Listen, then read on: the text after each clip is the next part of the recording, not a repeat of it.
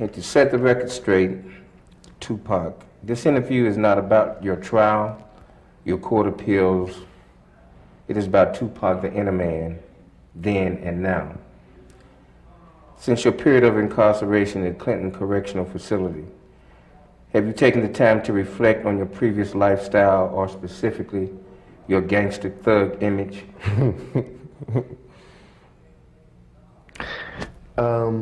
I don't see it as me having this gangster thug image. Thug life would be more accurate, but it's not an image, it's just a way of life, it's a mentality. Yes, I have taken the time to reflect on it. In my reflection, I don't see it as being wrong, I just see it as being a stage that we all go through. You know, it's just like that. For little white kids and rich kids, they get to go to the military academy or ROTC, or they get to take all of this energy and put it into the armed forces.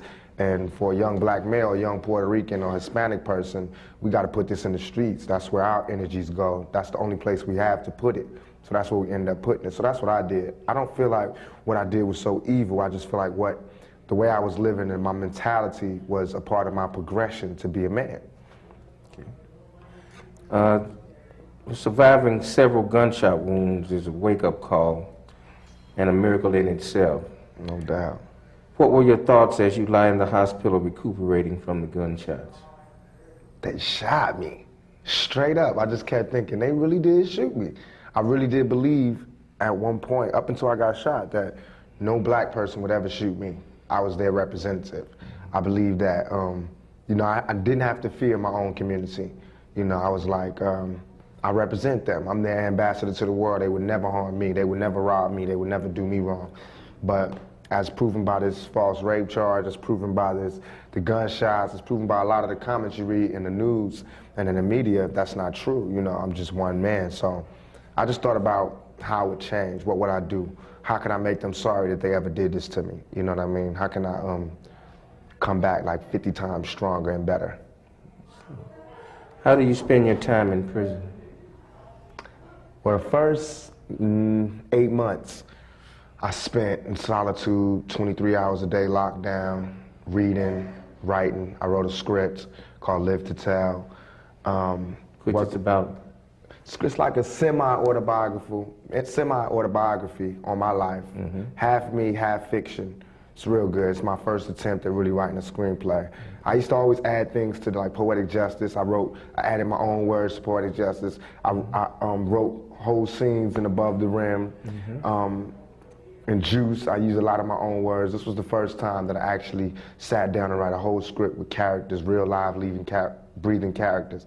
And so Live to Tell, I did that, worked out, do a little push-ups, calisthenics, read. I read a lot of good books. I read a lot of Maya Angelou's books, The Art of War by Sun Tzu,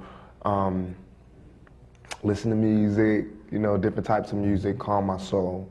Dionne Farris, she really got me through a lot of this time. Mm-hmm. Does the prison experience provide a source of new material or inspire your creative sources for a new album? Everybody thought it would, you know? Everybody's like, oh man, he's in jail now. I know he's gonna come out, he's gonna have a bomb album, but it's the opposite. Prison kills your spirit, straight up. It kills your spirit. There is no creativity, there's none of that. You know, I see a lot of it in other prisoners. Mm-hmm. They got artists in here, they got poets in here, you know, but as far as me, it just killed my spirit. I couldn't write. I only recently started writing, and besides the script, mm-hmm. the script was just like flashing back to my old life, so it didn't really take too much for me to be inspired by. But in terms of writing music and lyrics, I didn't have that, I couldn't do it. Now, I just, you know, finished a couple of tracks, so that's good, but it doesn't really inspire creativity. Mm-hmm. Is your music a reflection of your true thoughts, life experience, anger, or vision? The music that you recently, especially your Me Against the World album. Me Against the World was all out of my heart. You know, like as close to telling the truth and selling records as I could possibly get. And most of my music is like that. If you look back over past albums, I just try to speak about things that affect me and about things that affect our community. Mm-hmm. And I try to do it from a viewpoint of the watcher. Sometimes I'm the watcher and sometimes I'm the participant. And sometimes it's just allegories or fables that have a moral or have a theme, underlying theme in it to do it. You know, like my inspiration for writing music is like Don McLean when he did American Pie and he did Vincent, like Shakespeare when he does his things, like deep stories, you know, like raw human needs. Lorraine Hansberry with Raisin in the Sun. I want to do that to my music. That's how I like to do it. Marvin Gaye, you know? Can we talk about some of your lyrics? Sure. That you feel reflect the harsh realities of a young black man living in America, but at the same time, in one sense, it offers them hope and respect? No question. Can we talk about that? Yeah, I mean, I don't understand how Dolores Tucker and Bob Dole and all these other dudes, how they can say like we got gangster music. I never even classify my music as gangster music. And if you really, I know they haven't listened to my tape. I know somebody geesed them up to go attack Tupac. And now what it does is they attacked a few famous rappers and now them themselves are famous. Bob Dole want to get elected, which he won't be. Dolores Tucker just want to get a name, which she won't find, because it'll fade. I don't see how she can say she's helping the black community and strike back at us. We are the black community, you know, we are a part of the black community. But as far as the lyrics, you can look at lyrics in my album, any album, and I'll pick out lyrics and I'll shut them up on all their points. You can look at my recent album, Me Against the World, the title song, Me Against the World, where it has lines that says like, can you picture my prophecy? Stress in the city, the cops on top of me. The projects is full of bullets, though bodies is dropping. There ain't no stopping me. Constantly moving while making millions. Witnessing killings, leaving dead bodies in abandoned buildings. Can't reach the children cause they illin'. Addicted to killing and the appeal of the cat pilling. Without feeling, but when they last, will be blasted. Hard-headed bastard. Maybe he'll listen in this casket. Now how does that glorify thug life or gangsterism? I don't see how that does it. I don't understand how that could be, how you could say, you know, we're the cause of all this violence. Is it true that you were born in prison?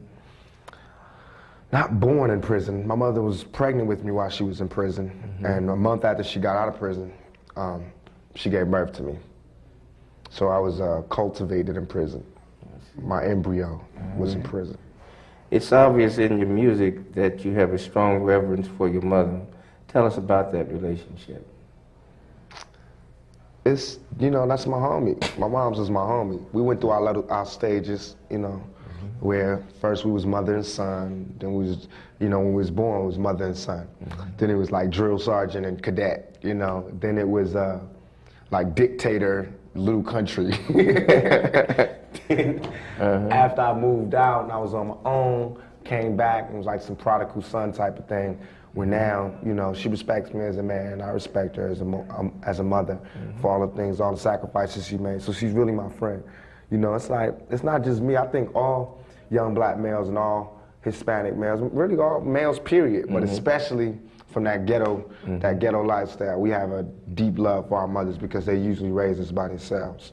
You know, so you always feel closer to your mom. Even back in the day, they had, I always love my mama. It's been going on for years. All right. Do you feel for those mothers who lost their children and babies to senseless gang and youth violence, do you have a message of consolation for those mothers? Yeah, I do. Like with Yummy, when he passed on, you know, I know that hurt his family. I know it hurt the family of the female he supposedly have, you know, shot. Just recently, this lady wrote me named Clovis Benjamin from San Francisco. And she's a male woman, and she was writing me, telling me about her son, her nephew had just been killed. And the day before he died, he was like, I'm going to get Tupac's new tape. So she wrote me to tell me, you know, they played Dear Mama at the funeral, boom, boom. And that touched me, you know, and I was like, what can I do? Is there anything I can do? Let's do some concerts, let's do some organizing. I was like, if she's strong enough to keep going and make a difference, then I can be strong enough to make a difference. And that kind of focuses me back on what I should be doing and not let me like veer off back into the lifestyle I was living, because it's real easy to do that. But I definitely feel for the mothers. I think that what we need to do as a community is start taking control back of our communities. You know, I understand there's always going to be drug dealing, I understand there's always going to be violence, but we just need to regulate it so that we can at least have like a peaceful zone where we can all be cool, you know, or else we're going to all die, we're going to all be destroyed. Because soon the government is going to make the young black male and the young Hispanic male the prime target all their resources and all their jail sentences and all their powerful weapons and technology will be the enemy. So unless we stop it now, regulate it, we're going to end up crashing against a wall. Has your record company, Interscope, been supportive of you since you're in prison? No doubt, very supportive. They let me pick my songs, pick the singles.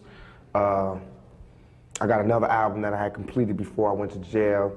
They keep that hot, keep it, you know, mixing it, getting it ready for release. I'll be releasing another album probably December of this year. They've been real supportive. I even had one of them come up, you know, one of like the top people at the record company come up and see me. They send their love, their support, whatever I need, money, whatever. So they stayed down. That's why I'll stay down. Okay. Why do you think your album is doing so well and continue to do well even though you're in prison?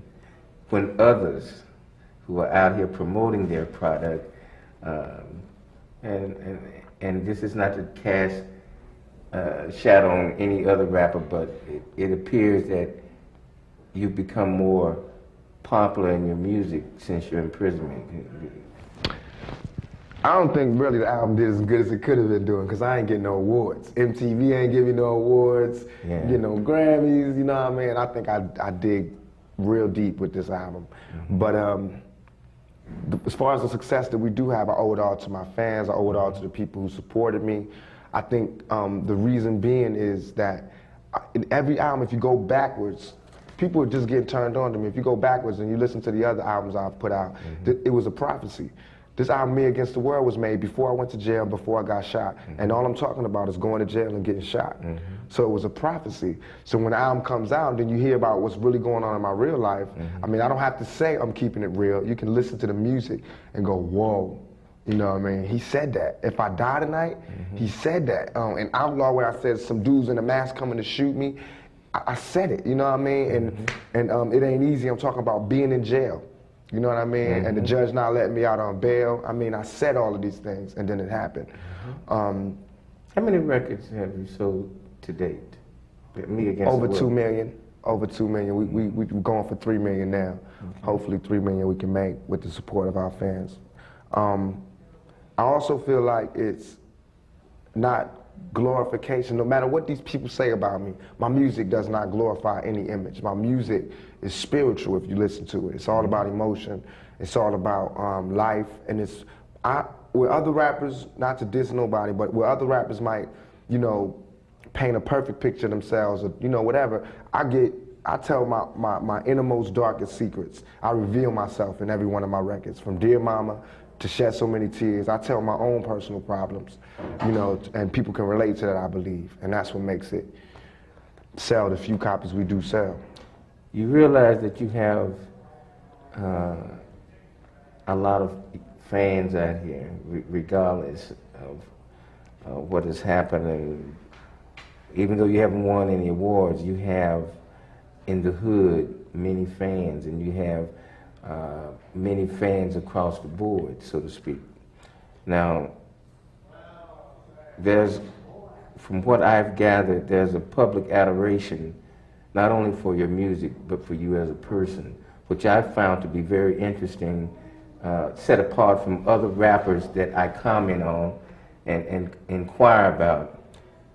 Now, and they're all eager, your fans are eager to hear from you in prison. They want to know how you're doing. Just like you receive letters from all over the country, from kids, from their parents, and so forth.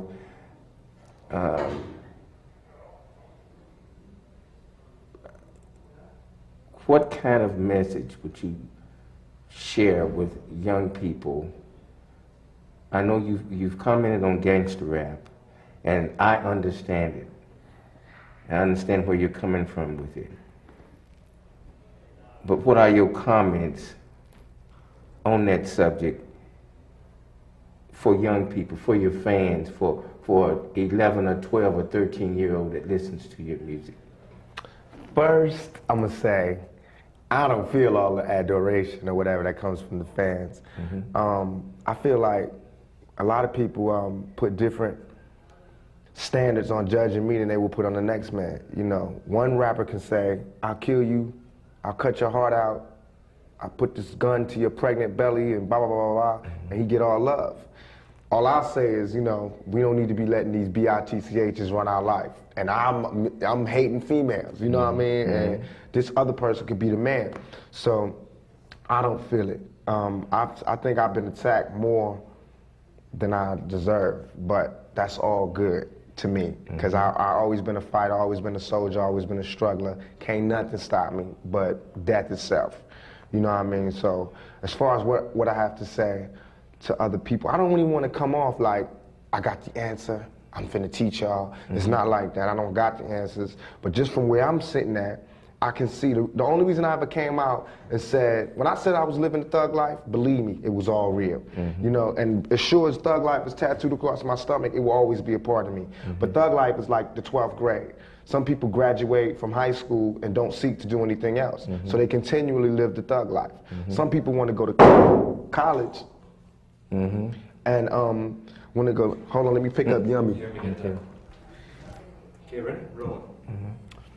Some people go to college. Yeah, like high school is thug life. You know, you graduate from 12th grade, and you can live your whole life with a high school diploma, but you're always going to be missing something. That's where I felt like I was.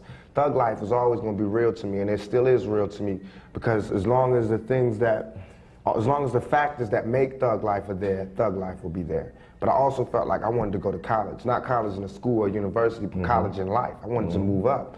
So I wanted to do something different. I wanted to expand. I wanted to grow. And that's what this was all about, by saying, you know, no more of that. I want some more of this. I want y'all to see this. You didn't like that? Well, you definitely ain't gonna like this.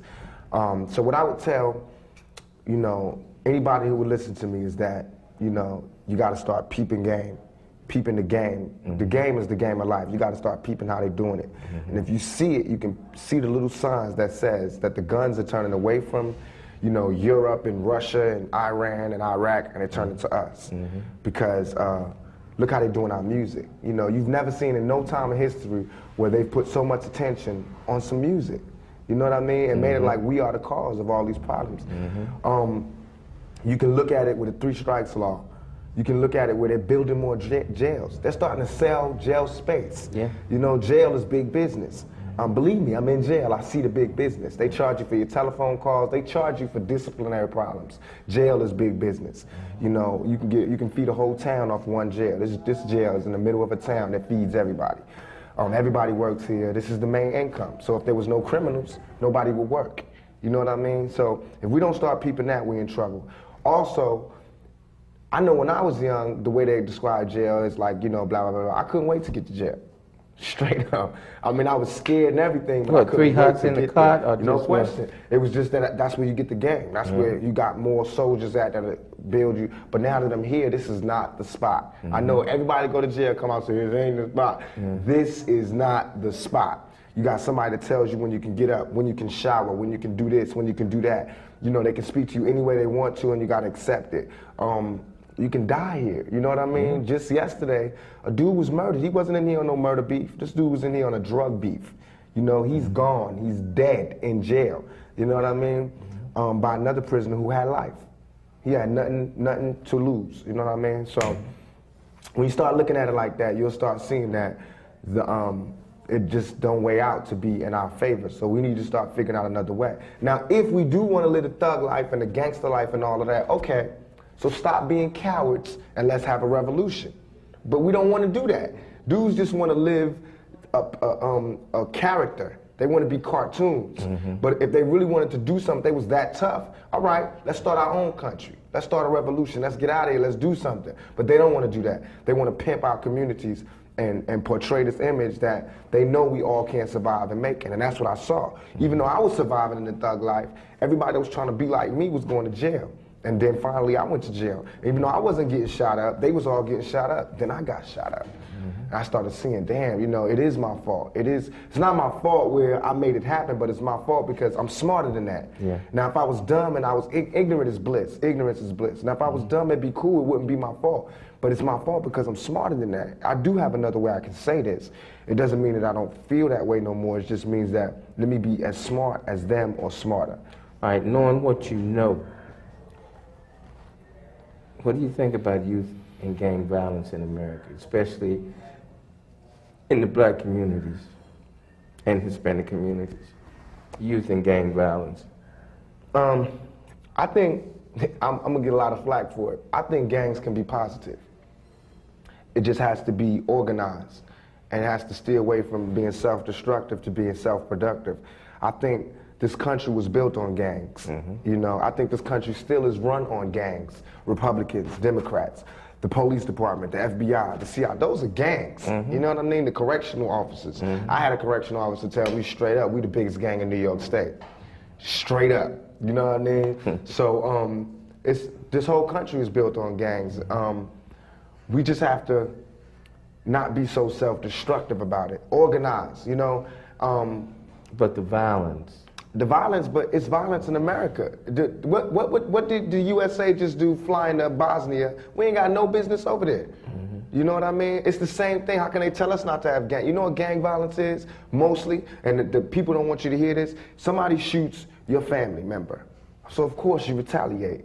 You know what I mean? Same thing the US does, except nobody even shot their family members.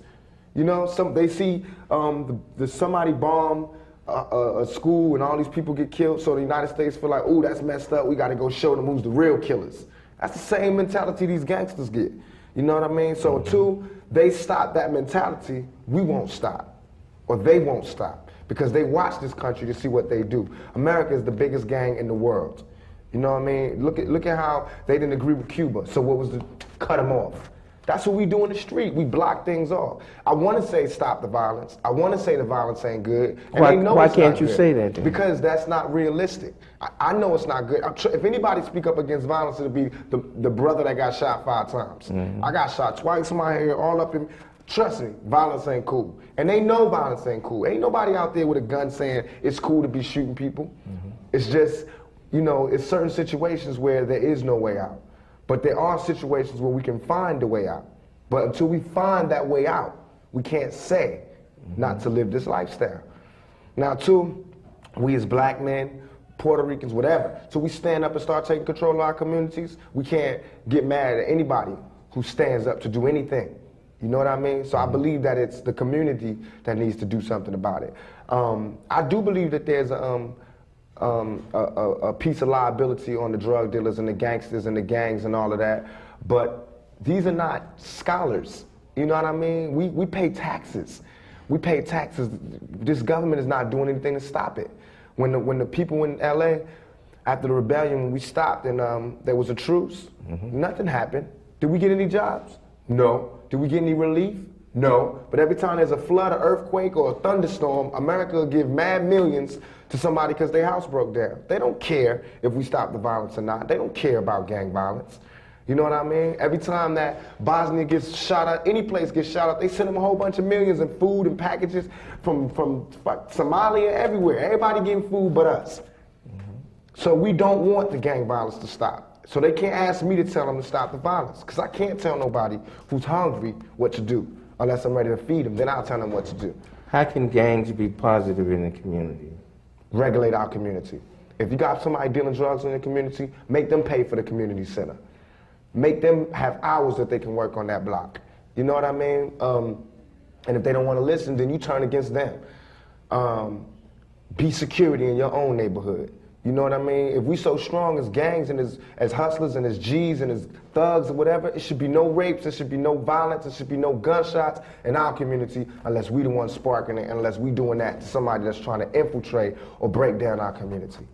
You know what I mean? All this money that we make in the streets, we should bring it back and turn it back into the community. We need to have block parties again. We need to have leagues, you know, summer leagues and football teams and basketball teams. We need to start taking care of our own. That's how it can be positive. It can be positive when we start, you know, sending these young G's to school, sending the younger G's to college. You know, let them come back and build something.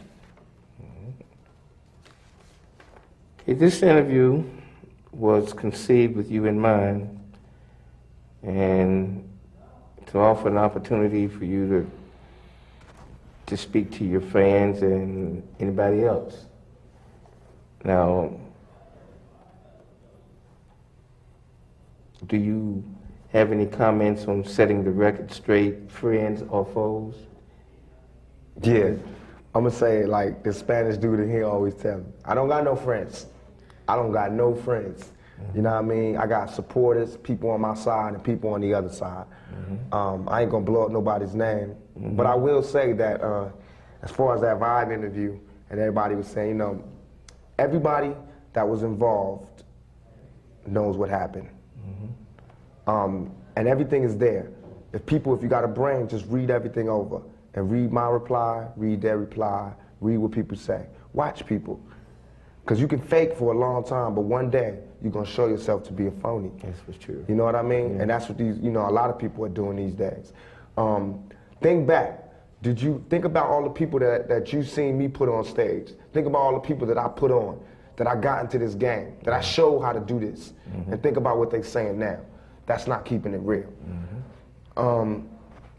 As far as foes and enemies and all that, I really don't care. My only fear of death is coming back reincarnated. You know, I don't have no negative feelings towards nobody. It's not like I'm gonna get out and go shoot somebody up. You know what I mean? I know who shot me. I don't care about telling the police none of that. I don't care about none of that. You know what I mean? Whatever. I'm still here. You know what I mean? And it's not like I'm untouchable. I can be killed as soon as I get out of here. You know what I mean? But I go cool. I'm cool. You know what I mean? I go, you know, screaming West Side and I'm all good. You know what I mean? But what I want people to know is that don't support the phonies. Support the real. You know what I mean? How can these people be talking about how they so real and they don't care about our communities? How can they be talking about what they, all this, you know, the hood, blah, blah, blah, blah. They don't care about our communities. You know what I mean? Listen to the words that people say in their lyrics and tell me if that's some real, if that's real to you. You know what I mean? Listen to what they saying. Don't just bob your head to the beat. Peep the game. And listen to what I'm saying and hold us accountable for it. You know what I mean? And really, you know, whatever. If somebody else blow up and I fade out, that's just how it's supposed to be. That's fate. And I don't got no problems with that. I don't got no problems with nobody in the whole industry. I wish everybody success. It's enough loot for us all to make money. But I will say, I already took 5 bullets. And if I can help it, I don't plan on taking no more. You know what I mean? And I would tell each and every person out there, don't forget about that clicking up thing, you know what I mean? Be to yourself. Stay to yourself. Trust nobody. Trust nobody. After dark. You know what I mean? Straight up. My closest friends did me in. My closest friends, my homies, people who I done took care of their whole family. I done took care of everything for them, looked out for them, put them in the game, everything turned on me. Fear is stronger than love. Remember that. Fear is stronger than love. All the love I gave didn't mean nothing when it came to fear. So it's all good. But I'm a soldier. I always survive. I'll constantly come back. You know what I mean? Only thing that can kill me is death. That's the only thing that'll ever stop me is death. And even then, my music will live forever. On October the 5th at Madison Square Garden, they're hosting a major benefit concert for aid, which will consist of all the major rappers in the music industry. I understand that it's for a good cause, and they hope to raise a lot of money from that. Is there anything that you want to say to the public about the concert and wishing them well, or a message to the youth about AIDS? That's a big one. All I can say is people are resilient. We're very strong. There have been so many diseases and plagues that have come throughout history to try to stop us from continuing. We can beat this, but we have to be smart. We have to be responsible. I mean, I don't know what the future can hold. It's not just about putting a condom on. We need to put a condom on every time. But, you know, it can happen anyway. So really, I wish them the most success in their program. I've heard they was attaching me to the project, which is no problem. You know, I wish them success with it. It shouldn't have took us so long to come forward, so I'm glad that somebody did.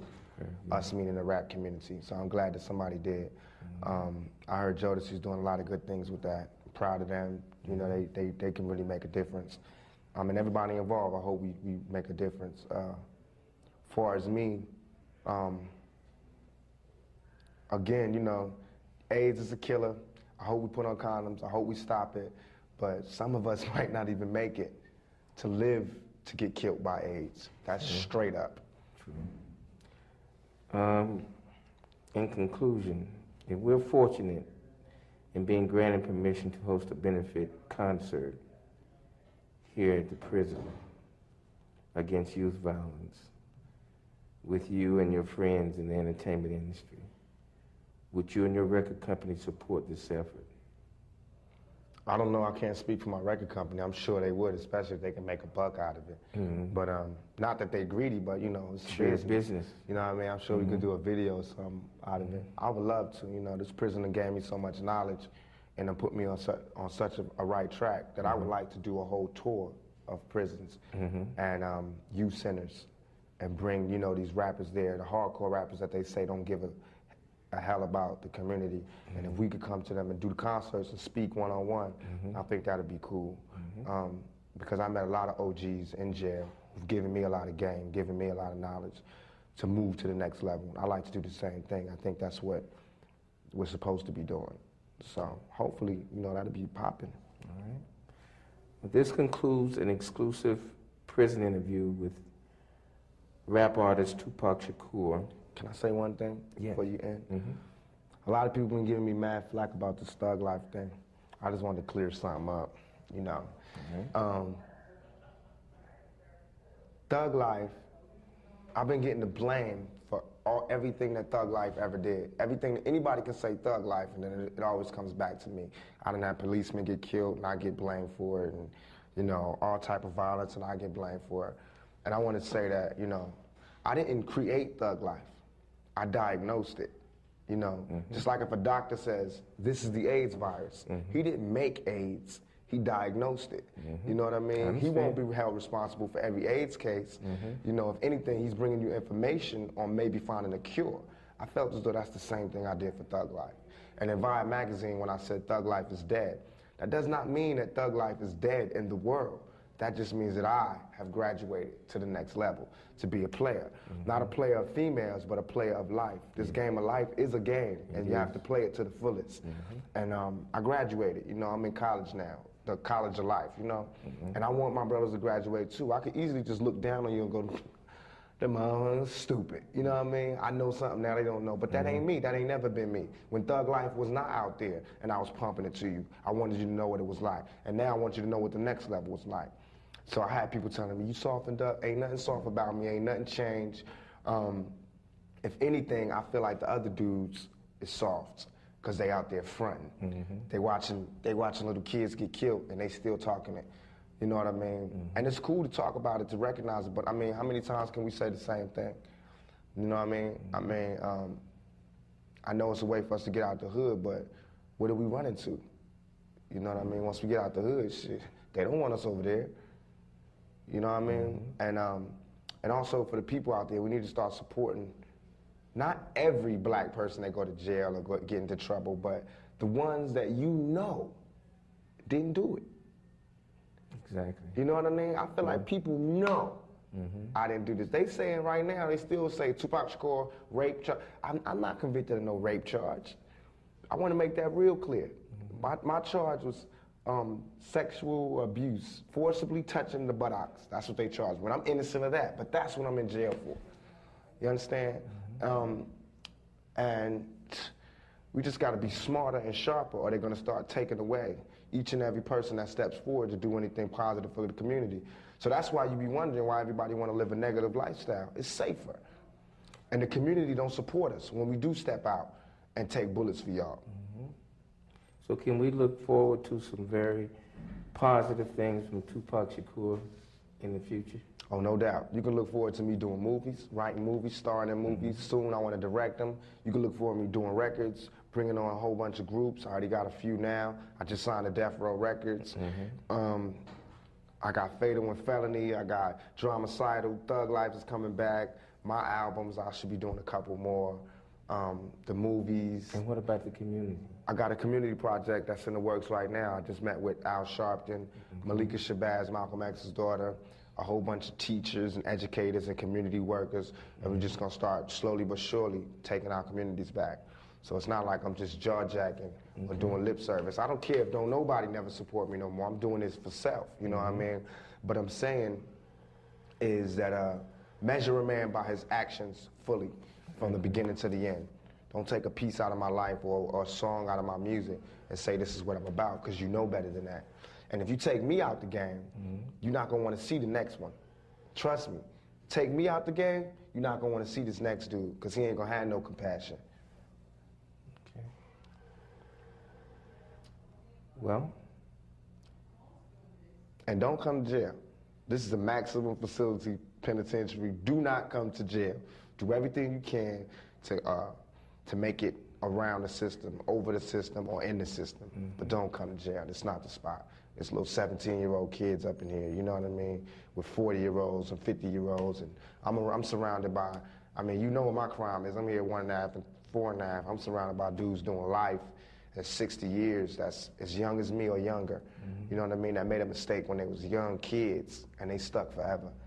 You know what I mean? And we can do something about it. Is this your message to the youth of America, or is this about not coming to jail? I mean, of course, that can be for anybody. That's just plain out, period. Don't come to jail. I'm a messenger, you know. I come and I tell you what's going on. If I went to a club, I'll tell you the club is popping, or the club is sorry. I came to jail, I'm telling you straight up, this ain't the spot. It's dirty, it's filthy, it's like you an animal. Okay. You know what I mean? And it's just not the spot. No man don't want to be here. No man or woman wants to be here. So if there's a way that you can get out of the game before it's too late, get out the game before it's too late. If you're gonna be in the game and you committing yourself fully, then, you know, do what you can to give back to the community that you're raping. Well, my brother, I hope that this interview will enlighten a lot of your, well, particularly the youth. They ain't gonna be enlightened. Why not? They ain't gonna listen. They have to listen to somebody. I didn't listen. I didn't listen till I came here. Mad people was telling me, watch out, look out, signs up ahead. I was like, yeah, I got this, I got this. You know what I mean? I hope they listen. Don't underestimate the youth of America. Oh no, I got mad props in them. I was one of them, but I'm just telling you what's real. You know what I mean? A hard head make a soft behind. It took 5 bullets for me to stop and see what was really going on. Well, we're gonna play this. And we need to. We're gonna play this interview. And we're gonna see if they pick up on it. We're gonna see. I hope they do. Okay. And I hope they look out for the next projects, the community projects, the albums, the movies. You know what I mean? All I'm saying is that, you know, I'm giving it my best shot to do right by the community. Y'all do right by me. Support me, I'll support you. If I feel like I ain't got no support, then, you know, ain't no need in me being out here and put myself on Front Street. If I feel like I'm getting supported, I go all the way. Just like I went all the way for Thug Life, I go all the way for the community. But as soon as y'all turn y'all back on me, I'll turn my back on y'all, and we won't have nothing to talk about. You know what I mean? I go ahead and do something crazy and cut my nose up and, you know, bug out. But y'all support me, I'll support y'all. Now, you know I ain't gonna go out like that. I'm just saying. But I also want to thank everybody for doing Temptation, the video for me. All the people that supported me, Tony Danza, that wrote me, and all the people that wrote me, you know, the mothers, the kids, everybody that wrote me. I really do appreciate it. I'm sorry I can't write everybody back, but I do feel it. And you'll get my answer in the albums. Okay. Thank you for granting us the interview, Tupac. Thanks for coming, man. You got me out of my cell. We on lockdown right now. Some kid just got murdered. We can't even move. No food, no yard, no programs. We stuck in our cells, so it was good I can get out for a hot second. And especially, you know, find out I can get this bizzle ready to hop out, you know. And look for Death Row in the future. We finna come out pretty tight. No question. Sign with Death Row.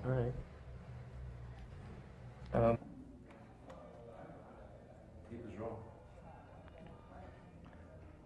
Ever since I met you, I could peep the pressure. It's like your man don't understand, all he does is stress you. I could see your state of misery from the introduction. Ain't about no sucking or touching, just on this discussion. Maybe we could see a better way, find a brighter day. Late night phone conversations, would that be okay? I don't wanna take up all your time, be the next in line. Tell me your size, let me find you things with you in mind. I can see you're cautious and I'm careful not to scare you. The anticipation of love making got me shaking when I'm standing near you. Moves of precision will prepare you. In case you get scared, just ask the man in the mirror. Now the picture's getting clearer, all he does is hit your heart. I tell you to leave him, and you tell me keep my faith in God. I can't understand it, I just want to take you home. I wonder should I leave you alone, find a woman of my own. All my homies tell me that you don't deserve it. I contemplate, and in my heart I know you worth it. Tell me, can you get away? Can you get away?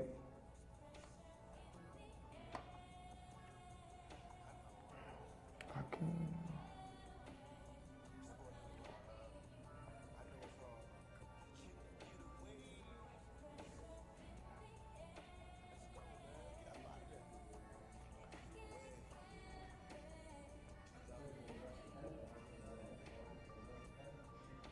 It be my destiny to be lonely. Ain't checking for these hoochies that be on me cause they phony. With you is different. I got no need to be suspicious cause I can tell my life with you will be delicious. The way you lick your lips and shake your hips got me addicted. I'm sitting here hoping that we can find some way to kick it. Even though I got your digits, gotta struggle to resist it. I slowly advance till it's my chance not to miss it. You blow me kisses when he ain't looking at your heart's tooken. My only wish is that you change your mind and he get shook. Wanna take you there, but you're scared to follow. Come see tomorrow, hoping I can take you through the pain and sorrow. Let you know I care, and someone's there for your struggle. Depend on me when you have needs or there's trouble. I wanna give you happiness or maybe even more. I told you before, no time to waste. We can hook up at the store, can you get away?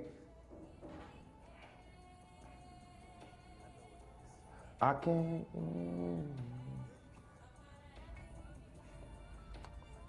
Can you get away?